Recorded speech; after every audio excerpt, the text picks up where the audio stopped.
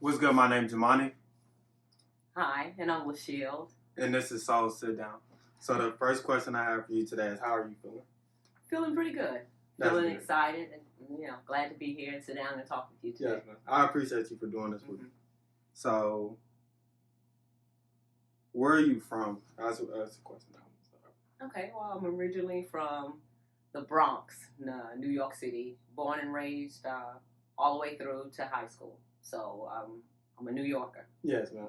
So, what was it like? Like, what was your experience like growing up in the Bronx? Oh, okay. So we have it's so busy. Yes, the Big Apple. Yes, man. 24/7. There's always something going on. So where I grew up, it's we lived in what's considered high-rise buildings. I mean, you go in, you check through security. Yes, man. You actually, if you came to visit me, being from the South, you Yes, have man. to, know our apartment number. You'll ring the buzzer. It rings inside our little apartment unit. You tell us who you are, and we could buzz you in. Yes, man. There's security, the elevators. When the elevators are out, taking that step, you're talking buildings that's from 15 different flights all the way up to 20, 30. Do you remember how many? The one that I grew up in had 10 floors. 10 floors, yeah. Fire escapes, side exits. What a lot of people don't think about is the incinerator. You actually took your trash to the incinerator, opened the latch, and that's how you dropped it down. So people on the 10th floor, their trash was coming all the way down until it hit the bottom. But the other thing is the mass transportation. So you don't really need a vehicle in New York City. You got your bus and your train, or you're walking. So growing up, that's all we did. Get on the train. You could go anywhere within the city, from the Bronx, Brooklyn, Queens, Manhattan, Staten Island. Yes, so as kids, we were really, you got to the age where you could travel on your own. It didn't matter where your friends lived, because you could get on that train or bus and you could go and spend time with them. And why I say it that way is because you growing up in high school, it was just that particular local high school. Yes, ma'am. But in New York City, when you go to high school, you pick the high school that you want to go to for what you want to do in life. So if you wanted to be a musician, then you go to music and art. Yes, ma'am. If you wanted to be an aeronautical engineer, then you'll go to Brooklyn Tech. Me, myself, I was into journalism. So I went to a school called New York School of Printing. So whatever field you could think of, anything in life that's some young kid desired to be, there was a sort of like a vocational school that they could go to. So if you lived in the Bronx and your vocational school was in Manhattan, just got on the train and went. It wasn't no travel restrictions or parents having to get up early and take them to a special school or anything, because we didn't really have school buses like you guys did. Yeah. Of course, we know about school buses from the South and the other counties, but we didn't really have that. The only way to get to school was the bus, train, or walk. Period. I didn't know that. Yeah, but absolutely. Do you feel like that New York kind of targets more on, like, because you said that this type of schooling depends on like what you wanted to do in life. So do you feel like it helps you target more on like your passions and stuff like that rather than down south? Absolutely, because so many kids that went to the school for those particular things, that's what they're actually doing nowadays. And even if you want it, when you got in the 10th grade, if you realize, you know what, music is not for me, let me go over here to this school that focuses more on the arts or dance. Yes, ma'am. And then that's the high school that you're going to. Yes, and then the goal of that school for all the kids, not just getting your high school diploma, but getting you in that field or a job in that field, from newspaper writing, got the daily news. So whatever you wanted to do, you had that opportunity to do right there in New York City. That's why it's flourishing so much. And New York, California, that's why states like that, the cost of living is so much higher, because you're actually working towards those fields.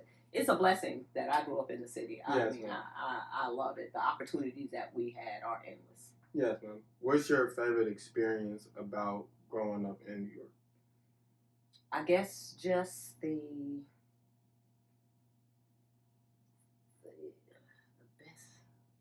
just being able to do anything from roller skating, Rutgers Park with basketball, all the stuff that you see in movies every day, we experienced that. Yes, man. We experienced that right there in real life. It wasn't, oh, we just see it on TV and that's it. But when you see those beatbox and break dancing, we were right there in the midst of all that. So I would say, those experiences, would last a lifetime, because now I'm able to, explain it to my kids or tell them, this we break dance. We did that every day, walking outside or whatever. But it's just so many opportunities. Yes, ma'am. And what was it about journaling that you liked? Journalism? Yes. You mean the course that I want? Oh, just the news, getting it out there, the production of it. And I learned all that in school. Yes, ma'am. All that in school. When I graduated, I really thought I was going to be a journalist. But listening to other people, got a little deterred. Oh, if you want to be on the news, you have to wait for Katie Couric or this person, some of the top newscasters. You basically have to wait for them to die. It'll be 50, 60 years before you could get a job in there. Yes. So you should change your field, not realizing that you don't always have to be on the front of the TV screen.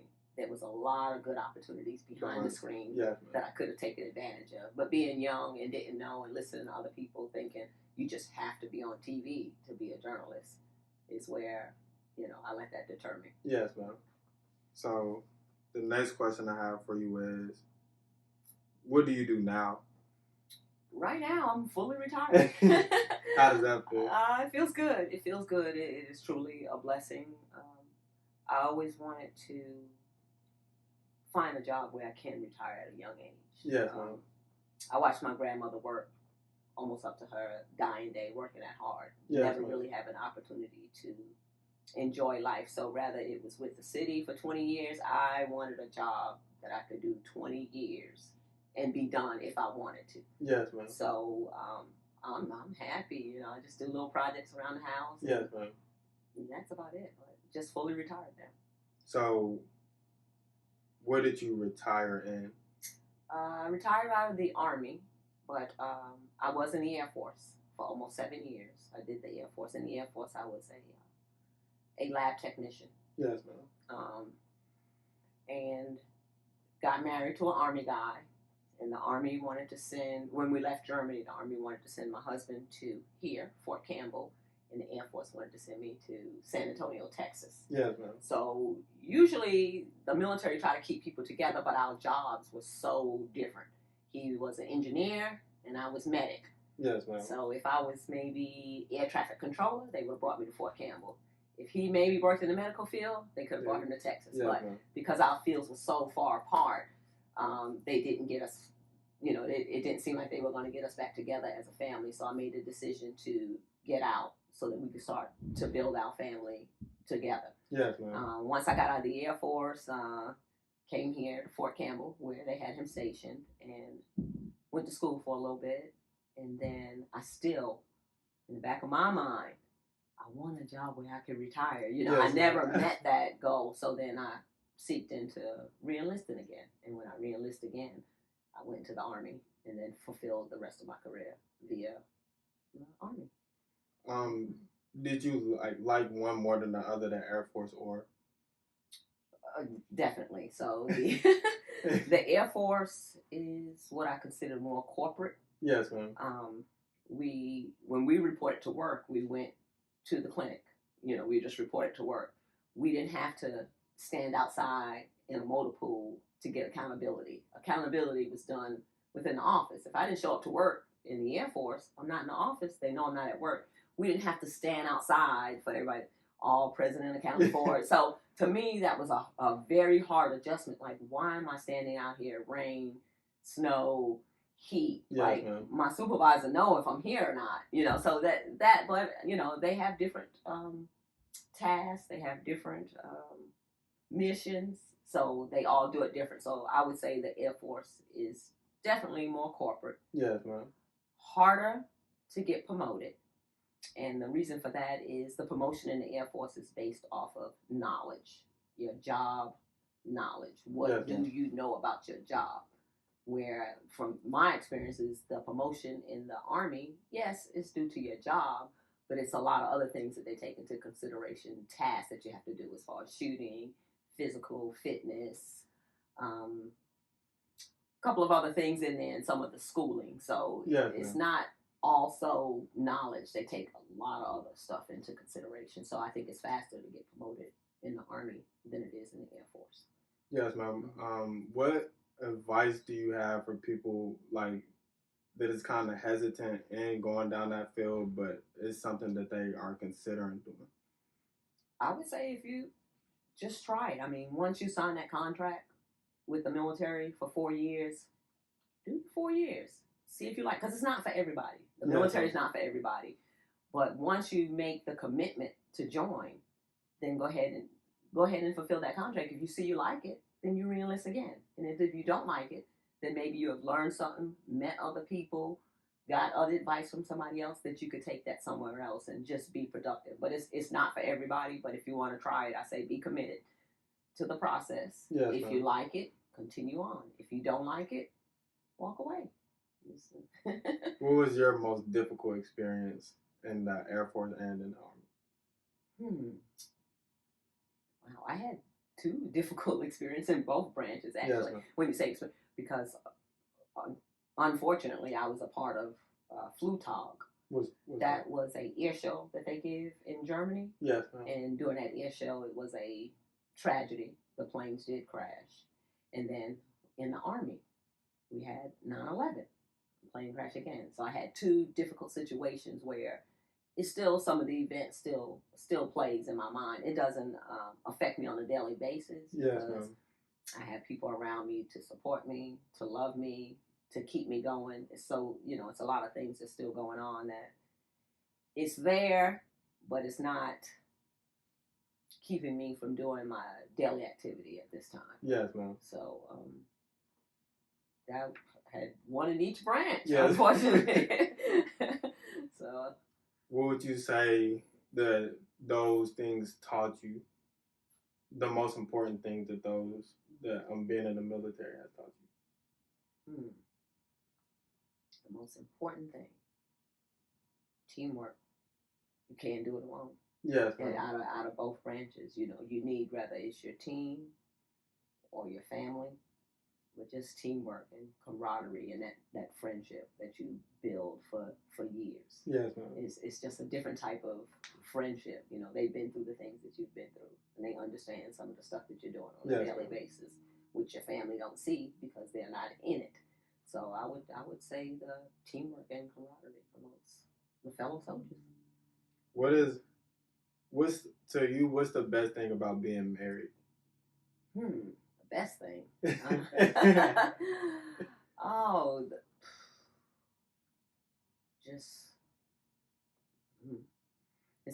a couple of good things. So I'm trying to think of the best thing about being married. Or you could just, what's the couple things that just stands out to you about being married? The good things about it. The protection of a spouse. I think someone asked me this before, but what I can think about when they asked me, how did you meet Keith, or what drew you to him, or whatever, and I would definitely say, without a doubt, I was pursued. Okay, so that's the first thing. And as a woman, that makes you feel good. So pursued. I knew that he was a provider, and I knew that early on. I think while I was in Germany, one of my relatives passed away, and he paid for my flight to come back to the States. And we were still in the dating, so that tells me, okay, so you are a provider. You're trying to help me out along the way, and then protector. So I would definitely say those 3 P's. When you run into somebody, make sure it's somebody that you pursued, that is able to provide, and that's able to protect. You have those 3 P's, you could work through almost anything else. Yes. But those would be my top 3. So, what relationship advice could you give to people and to me? Just relationship advice. You have to be able to compromise. It's not you're not gonna always be right. So that, and when I say compromise, I'm not just saying the other person's right, but being able to hear them out. So sometimes we don't really listen. Yeah. So they could say things one way, but you're hearing in another way. So being able to compromise and talk through those things and see, like, are you sometimes you have to reiterate, what you're saying or what you're trying to get across, just so they can understand it better. So compromise, understanding that, just that deep feeling that you feel inside. Yes. It just changes everything. So, and you'll know when you meet the right person. I mean, you're young, you're gonna have to balance it out. So. When did you all meet? In 1989. 1989. Somewhere in that time frame. And like, do you remember how y'all met? Yeah, we met at a car wash. And he didn't have a car. Don't laugh at Keith. I'm gonna tell him. Was he there with somebody or? Yeah, he was with a friend. So we met at a car wash. I was there. Had just finished a show. I was singing. Drove through the car wash to wash the car, and him and his friend was there washing their vehicles. And in Germany, it's different.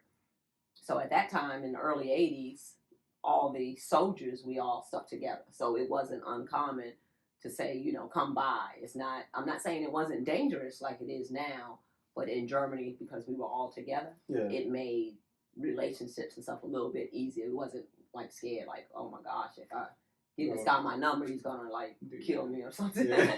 So it didn't feel that way. So I think we exchanged numbers. I lived off post. He came by the house, chit chat for a while, and then they left. And then he called me a couple of days later or something like that. When you first met him, did you know that like he was going to be the one for you, or? Absolutely not. I did not. I did not. And let me tell you that, I'm glad you brought that up. So we were, seeing each other, dating. My dad came to Germany to visit. He just happened to come. And while my dad was in Germany, him and Keith hung out. They went to a car show, or they did a couple of things that, during those couple of days that he was there. And I went out with my friends, or a friend, or however you want to say it. And then the next day, Keith wasn't at the house or anything, but, well, I wouldn't say the next day. Before my father left Germany, he looked at me and he said, treat that guy right. And I was like, Like, it just something that just sat with me. Yeah, he just said, that's a good guy. Treat that guy right. I'm like, my dad is saying this to me? Like, what? So that stayed with me. And as we progressed, I mean, my dad was right. It's something that my dad saw. I mean, that just helped me loosen up a little bit more. Okay, so my dad sees something. There's got to be something good about this guy. So let me see what's going on. Yes, ma'am. So that's how that went. So, to you, what's the best things about being a mother? Just watching your kids grow and flourish, sort of like the fruits of your labor. You could see that everything that you put into them, all the time that you've prayed over them, that they don't even know that it's really coming to light. Just watching them grow and being productive. It's the prayer that every parent prays for all their children, but to see it, but it's got to be done on a daily basis. This is not, they're in trouble, let me pray for them. So, whether they know it or not, but all through their lives, even going on right now, I pray for them on a daily basis, because that's the only thing that's protecting them from a lot of stuff that they probably could have been. They might not know it, but I believe it in my heart that that's what's protecting my children. But the best part of being a mother is just seeing them flourish, seeing them grow, and seeing that myself and my husband did a pretty good job. Nobody's in jail, nobody's on drugs, and everybody's trying to do the best that they can, to build their career. So I'm proud of all of them, and I want them to do way better than me or Keith ever did. Yes. So, what would you say is the most difficult thing about being a parent? The most difficult thing is when you are talking to your kids and you're trying to get them to understand certain things that from experience this is how it is going to turn out, but they don't want to do it the way you say do it. So it's hard seeing them mess up so much when you know that you have already told them what the outcome is going to be. Simple example, even borrowing something from someone that's expensive. Rather you say, hey, let me get the keys to your car. Or, like kids, their friends. Hey, Jamani, let me get your keys. I said, Keith, don't borrow Jamani's car, because if something happened, it's gonna be on you. You're gonna have to afford.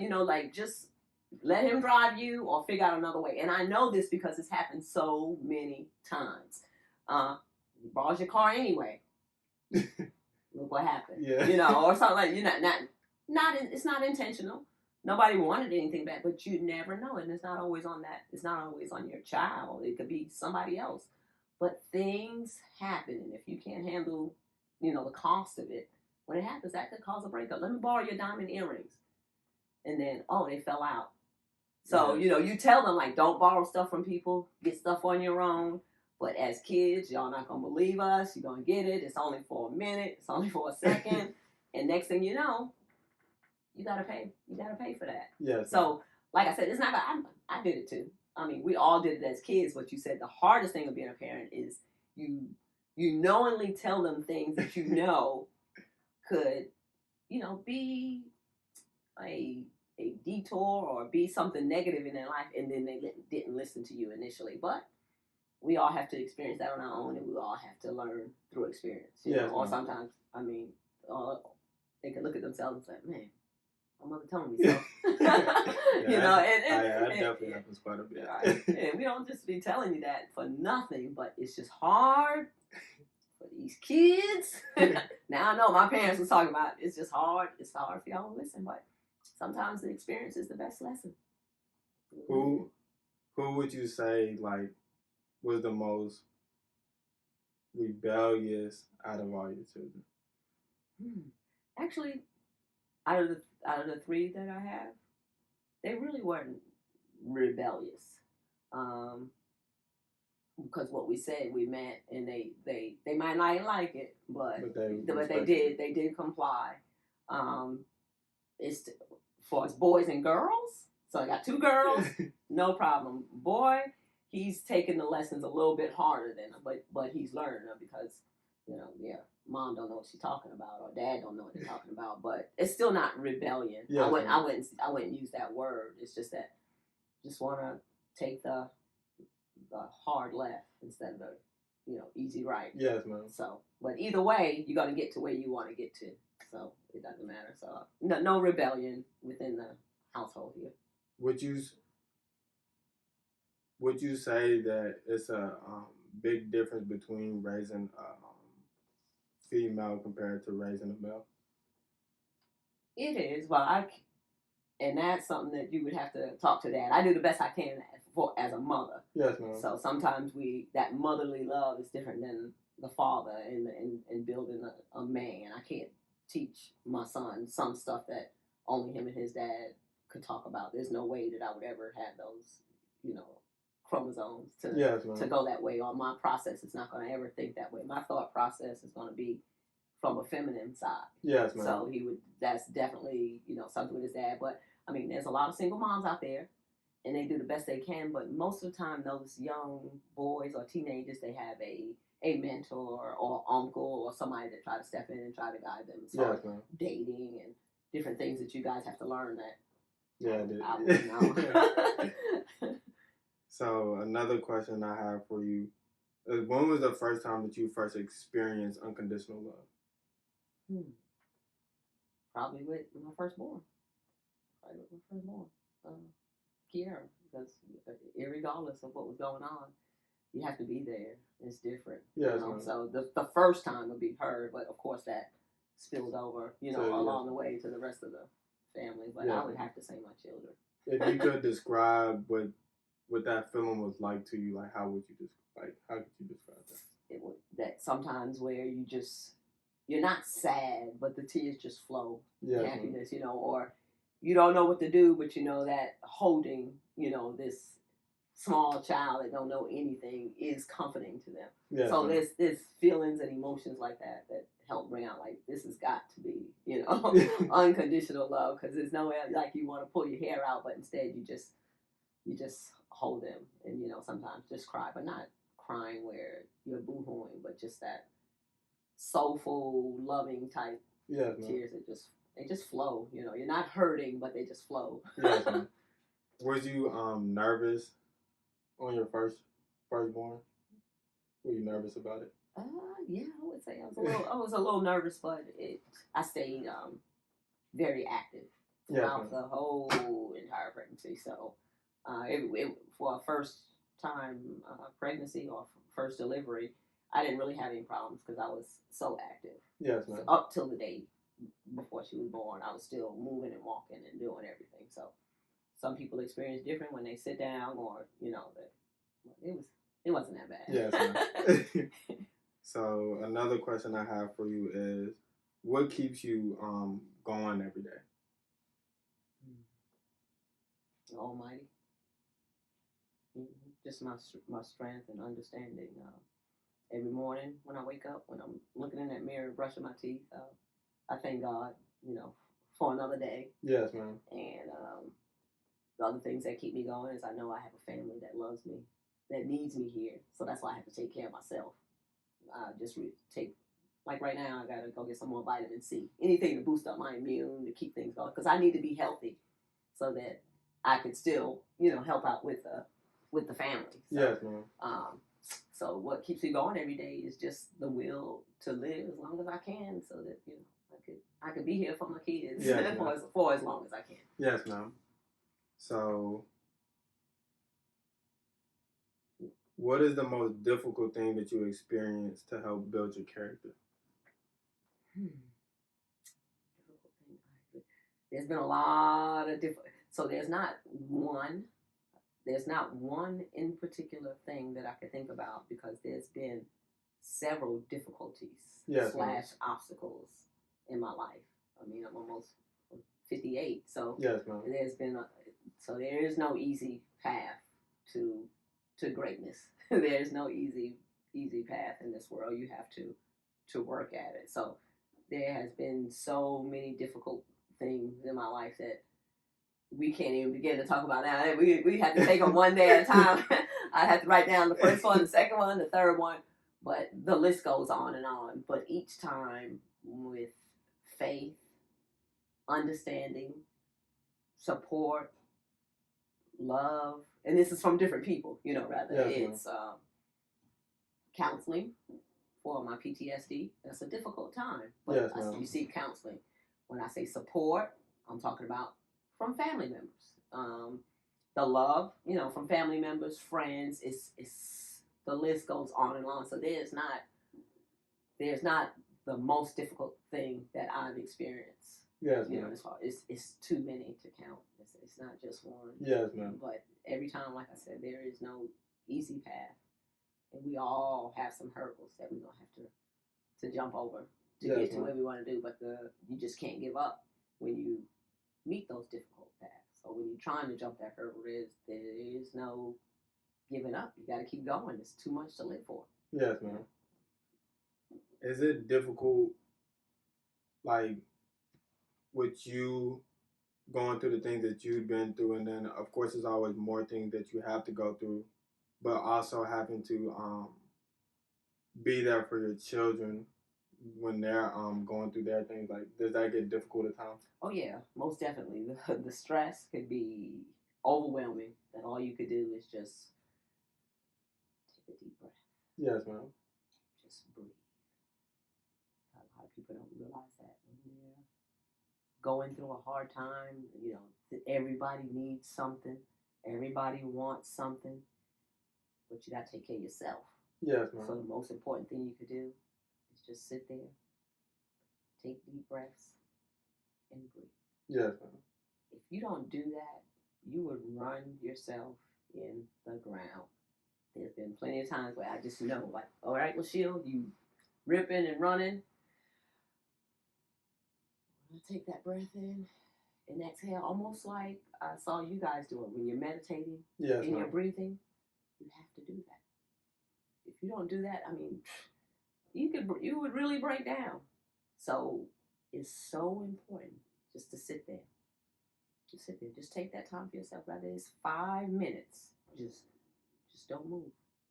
5 minutes makes a world of a difference. When you get up, you feel better. Yes, you feel that a burden's been lifted. You know, there's things that you think about in life, or people that we lost in life, where it just eats you up inside. That's when you know it's time to sit there. Yes, ma'am. Just close your eyes and breathe. Just take a breath. So you're still living. Take that breath. Ma'am. That's you go from there. So when you're taking your deep breath, do you think about the things that you're dealing with, or do you just kind of like clear your mind? I clear my mind. I try to clear my mind because the thoughts were already there. Yes, ma'am. There's no use in thinking about it anymore. The thoughts are there. They're already there. They're not going anywhere. So you're thinking about self and peace and love and just I need a break. Yes, ma'am. And that's it. That's what you do. You're just taking that break. Because I think if you were to sit there and take those deep breaths and you're still thinking those same thoughts, it's not going to help. You're not releasing anything. Yeah. So the whole object of it is to release that. Lower that heart rate. Get yourself together. When you open your eyes, smile on your face, and you're able to go on a little bit further. Yes. That's all we need sometimes. We just need a little bit more time. Yes. A little bit. It takes the spark a little bit more longer. Yes. So that's all you need a lot of times. And you know, I learned that late in life. You know, we've had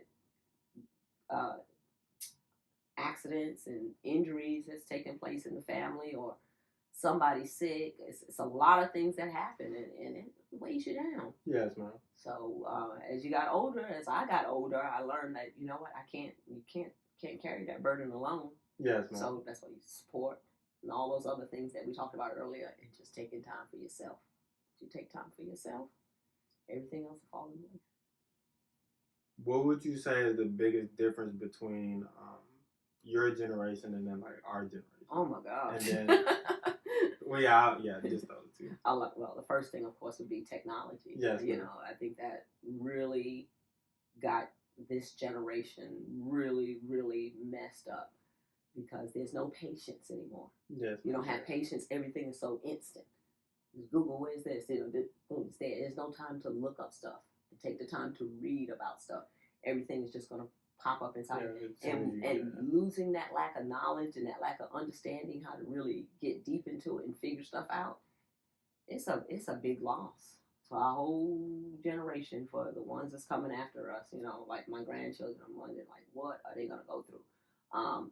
You guys, or your generation, you guys don't think about, you don't really think about the repercussions of things. You know, it's I would agree with you. it just don't. It's like nothing nothing matters. You know, there's no more sympathy or empathy going on anymore. It's really sad to see it every day. You know, I could do this, I could do that, but that technology has really messed y'all up. I mean, we watching TV even right now with Z here. He's watching the show. The first thing he want to do on the TV show is pause it. So go eat or go run outside and go play basketball and then come back and press. We didn't have that in our days. If you had to go eat, you went and eat. You came back watching. You use your mind to kind of like predict predictions. Yes, ma'am. To say what happened or try to figure out, you know, where the show was going from here. There was no pause. Either you figured it out or you just missed out on the show. Yeah, and you watch something else. But now they want to pause and rewind and tape and record. So you go, it's a lot. But the biggest thing is technology, because y'all want everything at y'all fingertips right now, immediately. There is no waiting. There's no patience whatsoever. Even waiting in line. That's why you got the DoorDash and this and Instacart. People shopping for you. No, get out, walk, shop, read the stuff in the store. You might want something else. You know, you don't have the time to see that. Whoa, there's more than one brand of this. Yes, ma'am. So you stuck with whatever you get to. There's so many things out there. So you feel like something that we could take from y'all is like patience So, to say if you had to put it in like specific words, it would be patience and what else? Or is that the biggest thing to you? That's the biggest thing to me. Yeah, it's just patience. Yes, man. It's patience, even with and learning how to figure out where you're going without a GPS. Know north and south and east and west. If you're trying to get from Tennessee to Georgia, you got to know which direction you're going in. Yes, There's no direction. You guys don't. If it wasn't for GPS, when you get on the highway and you're reading the east and west, you wouldn't know which way to go. But if you knew your map, yes, ma'am, you would know which direction you need to go in. When we get on the highway for Tennessee and we want to go to Georgia, you're gonna read so you could go east, or something, so yes, you could go. If the highway say west, then you're not gonna end up in Georgia. I'm just using that as an example. Yes, ma'am. No directions because of GPS. You should be able to navigate through this life. Yes, ma'am. Without using help. the phone all the time. Right. Yes, ma'am. Right. Yeah, I know my dad was saying that to me. He was saying like people don't really think like when they're paying for something, they don't think about like the amount of money that they're getting back. They just take it instead of like already calculating it in their head to make sure like the person isn't trying to screw you over or like making a mistake or anything. Right. That nobody pay whatever the clerk tells y'all. That's what y'all gonna pay. Yes, ma'am. Like I still look at prices. I can get anything I want. I think I'm to that point where if I really wanted something, I could just go buy it. But I don't care what store I'm in. I'm looking at the prices for everything, and I'm still trying to find the best deal because the goal, we're supposed to be building wealth. Yes, ma'am. And you can't do that if you're just spending money frivolously, and that's what I see every day. I see it all day long. So, not just patience, learn directions, so you don't know which way to go in life. Yes, You won't be headed down the wrong highway. You know what I mean? Yes, ma'am. Those are two very important things. Yes, ma'am. Very important. Saving money, stuff like that. What do you feel like our generation has taught your generation?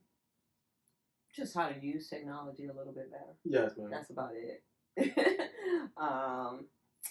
A lot of it, you taught us how to accept more things. I'm glad you asked that. That's a good question. Not for me personally, because the way I was raised, that wasn't really an issue. Yes, ma'am. But y'all taught how to accept people more than my generation did. And you know what I'm talking about. I'm talking about the LGBT, brotherly love, yes, hugging. There was a time where you would not see two men hug in the church. They'd just shake hands or something like that. But now, everybody needs a hug. Yes, ma'am. So now I think that's what your generation has really taught us, is just to show that pure support towards someone regardless of what they feel they are, or if you get what I'm going at. Because my father and grandfather and brothers and sisters, they always hugged each other. But I knew growing up in high school, that wasn't the thing. You wouldn't see two guys walk up in a high school and hug each other, because then they'd be like, oh, but now it's like, it's nothing wrong with that, But so people are learning that more and more through your generation than the old-fashioned people. Like, I said you're not supposed to. It's not. That hug doesn't always mean that they're a certain way. Yes, that hug is just showing support. Yes, and now more people are, I love you, brother. I see it in videos and all that stuff, or before it was like, bye. The guys went and dap it up or high five and go on. But a lot of times, if people would have really understood what was going on, that hug might have meant the world to that person. They might have really been going through something, and all it was see ya. Yeah, but that hug was like, extra.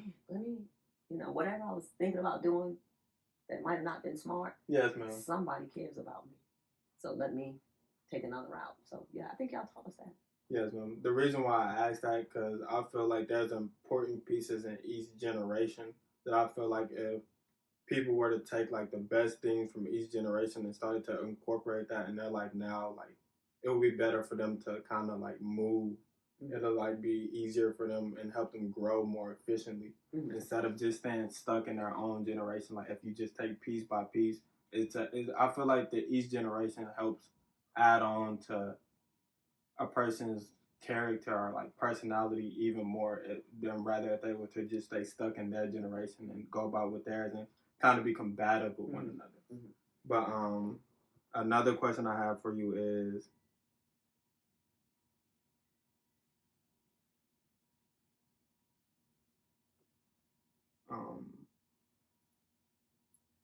what is the best advice that you could give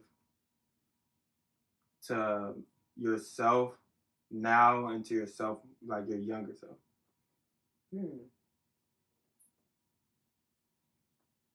Listen to some of the old folks. They know what they're talking about. A lot of things, like, that doesn't make sense.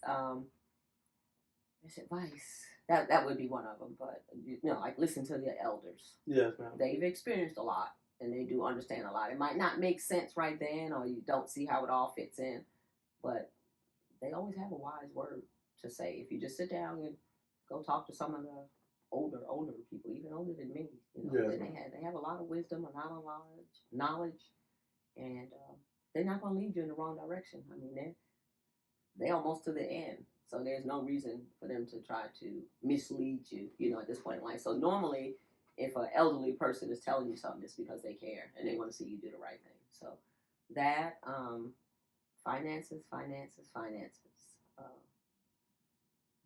That's the only way to gain that independency, and to move on in life. Dream big, never give up. And just staying vigilant. A lot of times, the younger generation feel like everybody's their friend, but they're really not. Yes, in reality, I mean, if you invite people over to your room, you're like, some of my friends, it's nothing big. If they see something and they want it, they're going to pick it up. So instead of leaving your wallet out, or your earring sitting there, or your ring, or your jewelry, if it's sitting on your dresser, just put it up.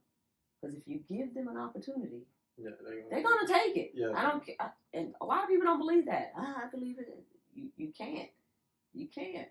So just stay vigilant. Finances. Work hard. Play hard. Work hard. And try to enjoy life. I don't even know if I answered the question at this point. you answered the question. But that's sidetracked.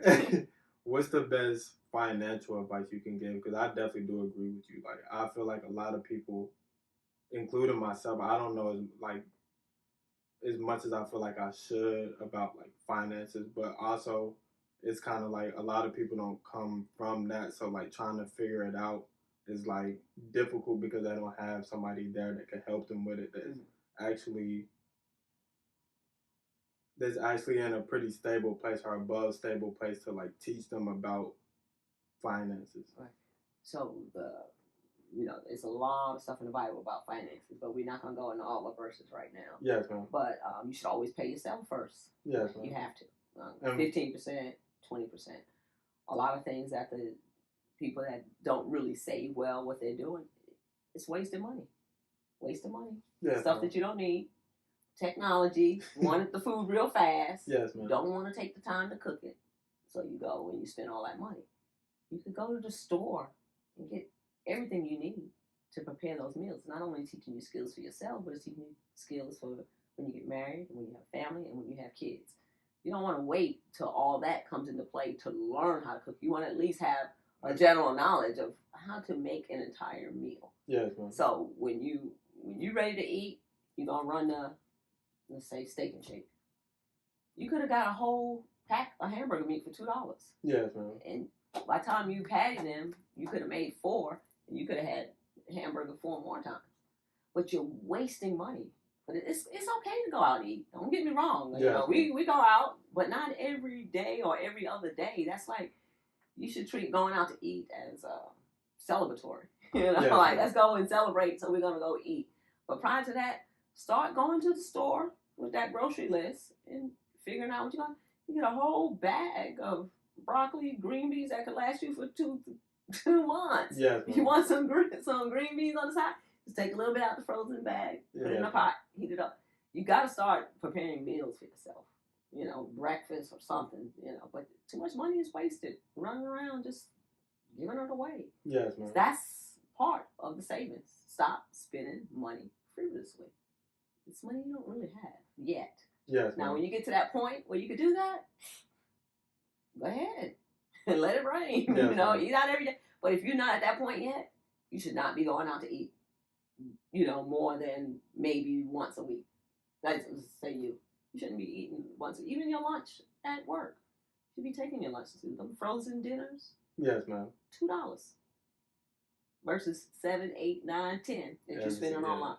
Yes, ma'am. So just start going to the grocery store, seeing how to shop, learn how to shop. Yes, ma'am. That's gonna be all part of the savings, saving plan. But just stop eating out, stop doing frivolous stuff. You should. You work hard, you should be able to go and have a meal.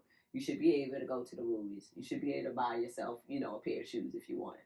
But all that stuff comes into play. But until you get there, just chill out. Yes, just chill out. It's not that important. You'll be so surprised. You go to the grocery store and spend $40 and be done for a good 2-3 weeks. Yeah. Well, it's a little bit higher now, so you might be paying I say less than $100. Yes, ma'am. But if you sit down one day and I'll put you to the test to do this and come back and let me know. You get your bank statement. I need you to look at it for a whole entire month and add up everything you spent that month on fast food and come back and tell me how much it is. I guarantee you it's over $300-400. That's ridiculous. Yes, ma'am. That's what it is. I guarantee you for most of the young kids out there working, and they ain't doing nothing else, they're fat. That's fast food. Yes, ma'am. $300-400 a month. So you really could have just spent $100 and had the other $300 a year. Yeah. Saving up. Yes. But it takes discipline. Okay? I'm not saying it's easy. It takes discipline to do that. So you have to start somewhere. So discipline yourself. Be like, you know what? I'm not gonna get no fast food this whole entire week. I'm gonna go and get me some frozen dinners, or let me go try this. Try to see if I can make this grilled chicken. Pack of grilled chicken. 4 come in a pack. So, it's not that much. Yes, ma'am. It's just gotta put in the work after you buy it. Is discipline difficult for you, or is it pretty easy? No, it took some time. I mean, we all made it, but we're just trying to tell you for yourself if you wanted to reach a certain goal, and that comes at different levels for everybody. I mean, one of our kids is very disciplined with the money, and the other 2 are not. So it comes at different stages. Just because you're 19, yes, ma'am. Just because you're 19 don't mean you can't be disciplined with it. I got it a little bit later, but eventually it'll come. It's gonna, but it's not hard. It's not hard. Yes. Just gotta think about it. Do you feel like discipline is kind of like the most important thing with having discipline is like willpower? Willpower, right? You gotta be. It's I'm trying to think of this quote. Oh, David Ramsey. He's a financial advisor, and what he always say is live like no one else, so later you can live like no one else. Yes, ma'am. So it's sort of like that thing. So it's hard, your friends out splurging and doing this, you want to do it too. So yes, ma'am. So that's a old financial advisor. That's one of his famous quotes right there. Live like no one else, so later you could live like no one else. Yes, yeah. I don't think I've ever heard that. Yeah. But another question I have for you is,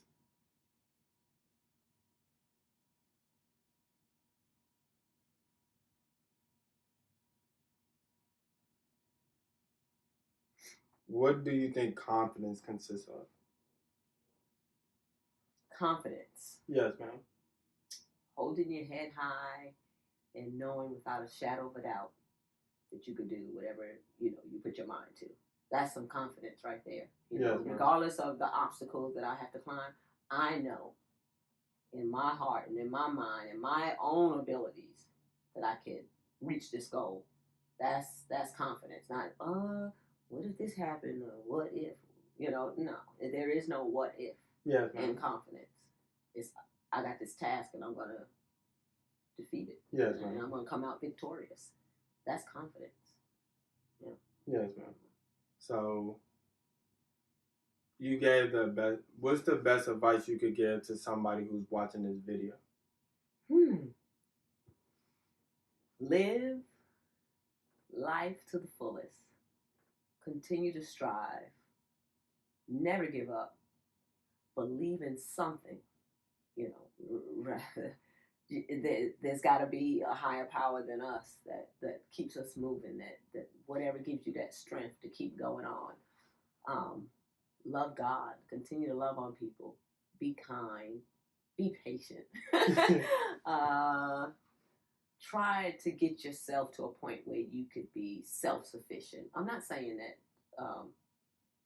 you can't depend on anybody for anything, because we all need somebody at some point in life. It's not like I'm all by myself, I don't need nobody. But just come to a point where you're kind of like self-sufficient, where you could take care of yourself, to a certain extent, but always needing, people to lean on in certain situations. Not financially or anything, but everybody needs a support system. I don't think you can make it in this life without a support system. Somebody who you could call, somebody who is biased to whatever's going on, and somebody who really cares and have your best interest at heart.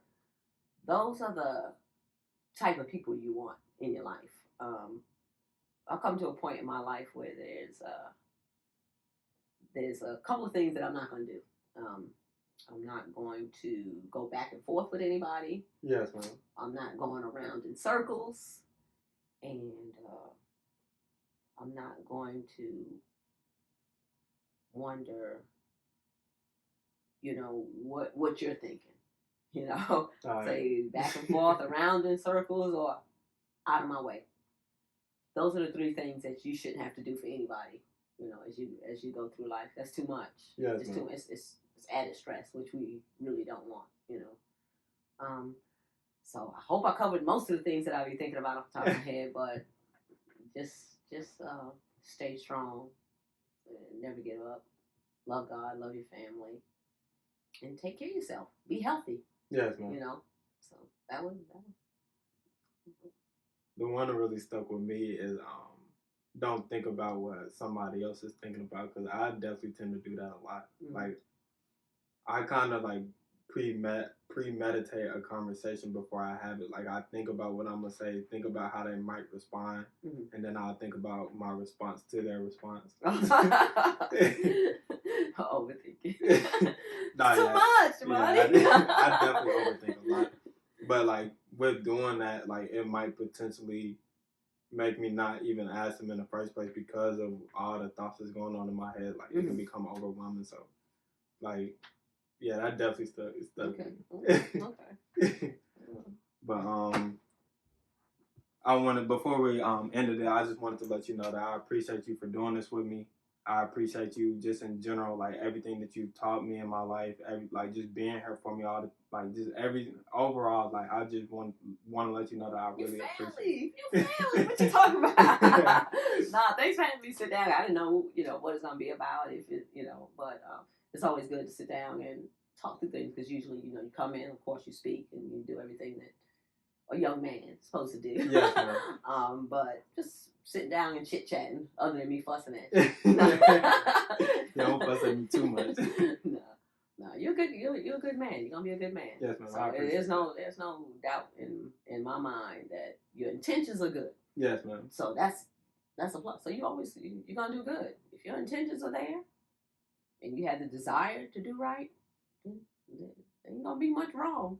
Just small obstacles you'll have to come and learn as you get older. Guys always slower than girls, so it's gonna take y'all a while. It was one more question. What do you like? What's something that people are like, just advice for me that a person could look out for when you said being vigilant of like who the people you're keeping around you? Like, what's some things that a person should look out for in a person, in your opinion? What should you look out for? Whew. Oh my goodness, you got me there. There's so many, other than the common red flags. Yes, but, lies. Yes, ma'am. I mean, if you, and you don't always have to call people out on a lie, but if you know they're lying, when they're telling you something, you could just listen and, go along with it. But if you know in your heart that you determine that they just don't tell the truth, and sometimes people do it because they want to look good, they want to think it makes them look good, or, I'm a macho person now, or I'm in a gang, and they're not really, but they're trying to do a certain persona that's not there. But there's no reason to lie. That's when I catch people, and I'm sure we all tell small little lies as far as work is. I'm talking about somebody that you really having a conversation with, and they just outright lie to you for no reason. Yes, ma'am. That's something you need to watch out for. You need to be aware of those type of friends. Yes, ma'am. Yeah, like I said, I'm not talking about little lies that people tell every day. I'm just talking about red flag lie. You and your boy sitting chilling, and he say, let's see, I just brought a new car. You know you don't have no new car. Why? Why? Yes, You're like, what's the reason for this lie? That's a red flag. Yes, That's friendly. Why do you want to just outright lie? So I think a liar is definitely a red flag. Yes, ma'am. So I would look out for that.